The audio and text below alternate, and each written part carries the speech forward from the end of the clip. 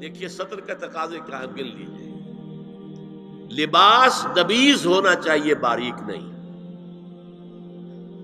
حضور نے فرمایا اللہ کی لعنت ہو ان پر جو لباس پہن کے بھی ننگی ہوتی ہے.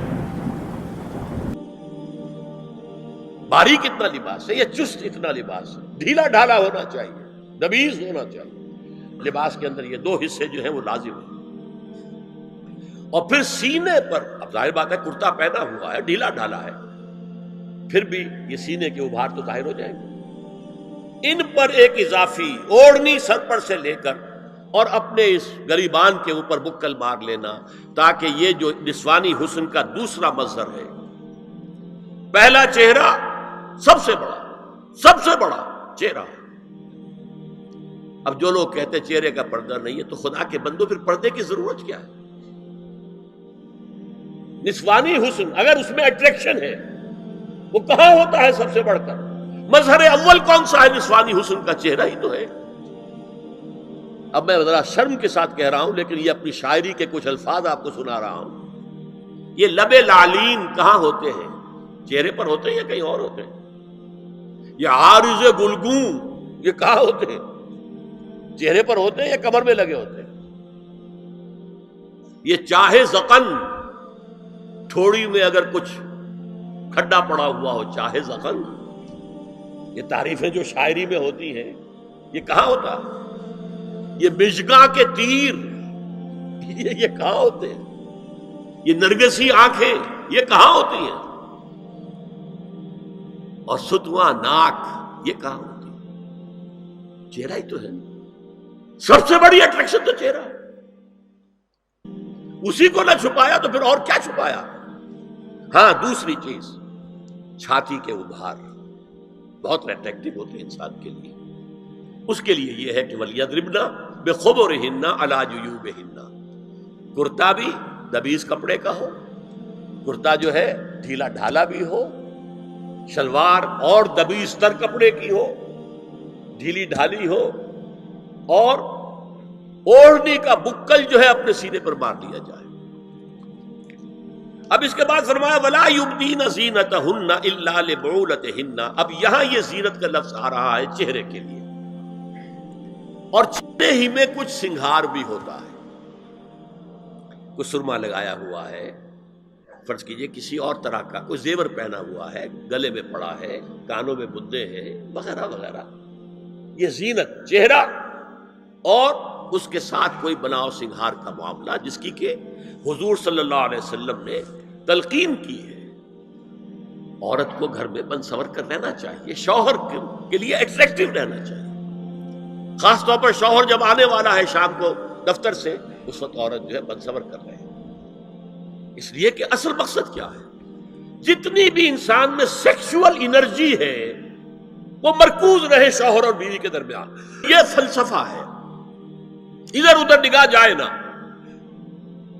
جتنا یہ bond of love in spouses کے درمیان مضبوط ہوگا، اتنا ہی خاندان کا ادارہ مضبوط، صحت مند اور اگلی اولاد کی تربیت کے لیے مثبت ماحول. اب ان کے لیے کہا گیا کہ چہرے کی زینت، اور چہرے کے اوپر اگر کوئی بناؤ سنگھار ہے، زیور ہے، تو اس کی زینت نہ ظاہر کریں. مگر اب یہ یہاں تفصیلی آئی ہے، جو محرم ہے ان کی تفصیل، اور میں بیان کر چکا ہوں. محرم وہی ہے صرف جن سے کبھی کسی حال میں شادی نہیں ہو سکتی. بھائی سے کسی حال میں شادی نہیں ہو سکتی، باپ سے، دادا سے، چچا سے کسی حال میں شادی نہیں ہو سکتی، ماموں سے کسی حال میں شادی نہیں ہو سکتی. ہاں چچا کے بیٹے سے ہو سکتی ہے، وہ نامحرم ہے. ماموں اور خالہ کے بیٹے سے ہو سکتی ہے، وہ نامحرم ہے. تو فرمایا کن کے سامنے ظاہر کر سکتی ہے؟ الا لبعولتہن، سب سے بڑھ کر تو شوہر، او آبائہن، اور یہ آپ نے باپ. اچھا باپوں میں نوٹ کی دی، باپ حقیقی ہو، اخیافی ہو، اللاتی ہو یا رضاعی ہو، یہ چاروں قسم کے باپ اس میں شامل ہیں. جس عورت نے دودھ پلایا تھا اس کا شوہر بھی باپ بن گیا.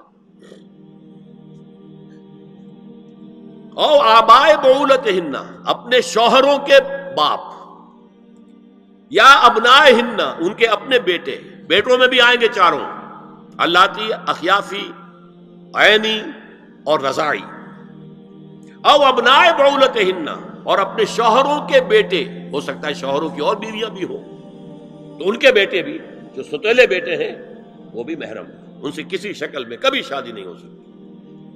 او اخوانہن، یا ان کے بھائی، او ابنائہن، یا اپنے بیٹے، او ابنائے بعولتہن، یا اپنے شوہروں کے بیٹے، او اخوانہن، یا اپنے بھائی، او بنی اخوانہن، یا اپنے بھائیوں کے بیٹے، او بنی اخواتہن، اپنا بھتیجا، شوہر کا بھتیجا نہیں، اپنا بھتیجا محرم ہے، اپنا بھانجا محرم ہے، شوہر کا بھانجا محرم نہیں ہے۔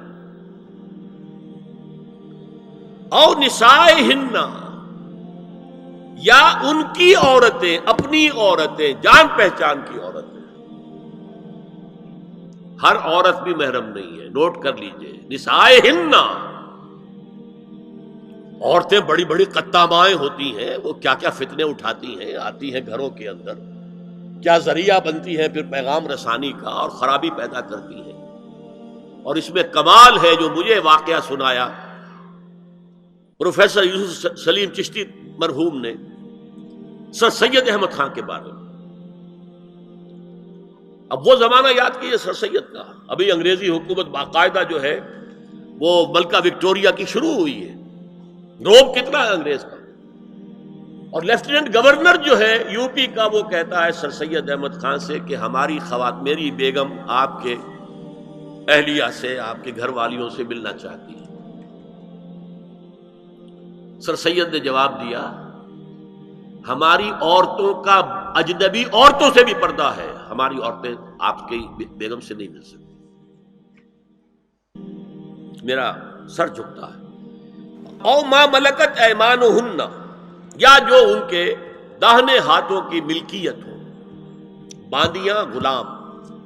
اس میں عرض کر چکا ہوں کہ اس میں کافی اختلافات ہیں، یہ بھی ہے کہ اس سے مراد صرف باندیاں ہیں، غلام مرد نہیں، یہ بھی ہے کہ مرد بھی ہے، اور یہ بھی ہے کہ مرد جب تک کہ وہ بالغ ہو، لیکن میں اس بحث میں یہاں نہیں جانا چاہتا، یہ پھر فقہ کی بحث ہو جائے گی۔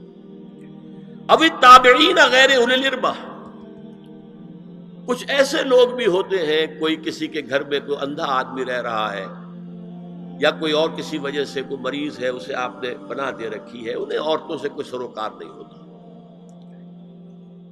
اب الطفل الذین لم یظہروا عورات النساء، یا وہ بچے کہ جن پر ابھی عورتوں کے پوشیدہ حالات واضح ہی نہیں ہے، پتہ ہی نہیں ہے انہیں، ابھی انہیں جنس کا کوئی احساس ہی نہیں۔ یہ ہے فہرست جو دی گئی ہے کہ جن کے سامنے عورت کھلے چہرے کے ساتھ اور اپنی جو اضافی زینت بھی ہو، کوئی زیور وغیرہ یا کوئی بھی سرما وغیرہ ڈالا ہوا ہے، یا کوئی سرخی کوئی لگائی ہے معمولی سی، تو اس کے ساتھ آ سکتا ہے۔